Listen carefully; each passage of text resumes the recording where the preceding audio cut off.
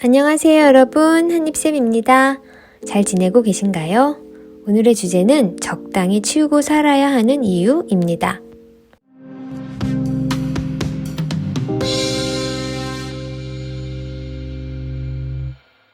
정리된 집을 보는 즐거움엔 중독성이 있어요.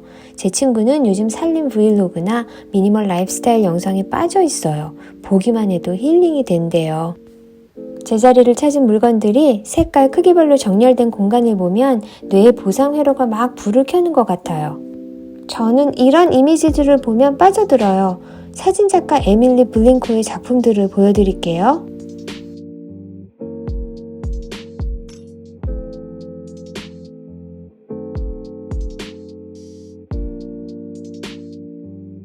그리고 Things Organized Neatly라는 블로그의 큐레이터인데 어스틴 레드클리프가 모아놓은 작품들도 구경해보세요.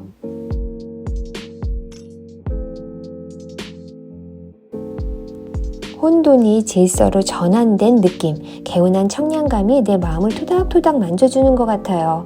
남의 공간을 보기만 해도 좋은데 내 공간을 정리하면 어떤 일이 일어날까요? 이전 영상에서 말씀드렸듯이 정리의 심리적 효과는 큽니다. 심리학자 다비 석스비 등의 연구에 의하면 집에 손님이 왔을 때 내 입에서 어떤 말이 흘러나오는지에 따라서 스트레스 호르몬 수준을 예측할 수 있대요. 아유, 치우질 않아서 집이 엉망이에요. 이 문이 또 안 닫히네. 수리해야 하는데. 이곳이 제가 제일 좋아하는 공간이에요. 특히 겨울에요. 여기 앉아서 책을 읽으면 마음이 편안해요. 전자처럼 어지러진 공간에 사는 사람은 스트레스 호르몬 콜티졸의 수준이 더 높고 우울하고 피곤해요.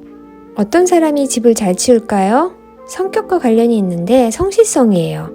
심리학적으로 성실한 사람은 이런 특징을 가지고 있어요.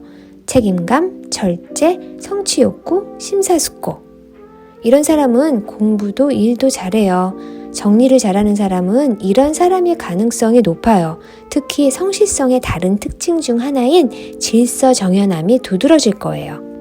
여기까진 좋아요. 그런데 반전이 있어요. 과유불급, 뭐든 지나치면 좋지 않아요. 정리를 잘할수록 더 행복한 게 아니랍니다. 네이튼 카터 연구팀이 알아본 바에 따르면 질서정연할수록 긍정적인 정서를 더 많이 느끼지만 어느 지점을 넘어가면 덜 행복해져요. 질서가 결벽으로 가면 안 돼요. 청결과 정리에 집착하는 것을 결벽성이라고 하는데 질서를 추구하는 경향이 심해지면 결벽증이 됩니다.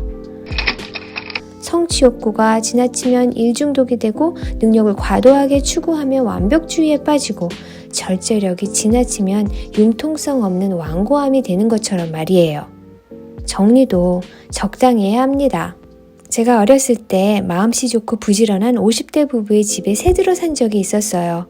청소의 여왕이었던 집주인 아주머니가 어느 날 새 가스레인지를 들여놓았는데 그날 이후 가전제품이 박물관 전시품처럼 관리되는 기묘한 현장을 목격할 수 있었어요. 아주머니는 계란 프라이 하나를 만들어 먹은 후에도 스프레이, 물수건, 마른 수건 순서로 의식을 거행하듯이 가스레인지를 반짝반짝 닦고 손수 제작한 커버를 씌웠어요. 이는 저에게 접근 금지를 의미했죠. 레인지를 켜기 위해서는 아주머니의 승인을 얻어야만 했어요. 그분의 정리 본능 덕분에 저는 오래되었지만 별스럽게 깨끗한 집에서 사는 호사를 누릴 수 있었죠.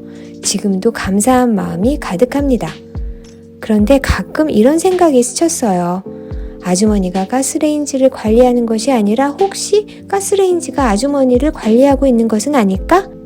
화장실 욕조 유리문, 현관 타일 바닥, 집안 구석구석 물때와 기름때를 닦아대느라 쉴 틈이 없는 아주머니는 자기도 모르는 사이에 청결함의 시녀가 되어 있었습니다. 그분을 좋아했던 저는 이따금 속상했어요.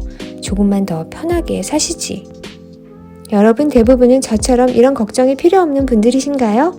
맞아요. 우리는 좀 더 정리하고 살 필요가 있어요. 하지만 그게 뭐든 과도해진다 싶을 땐 멈추고 적절한 지점을 찾아보세요.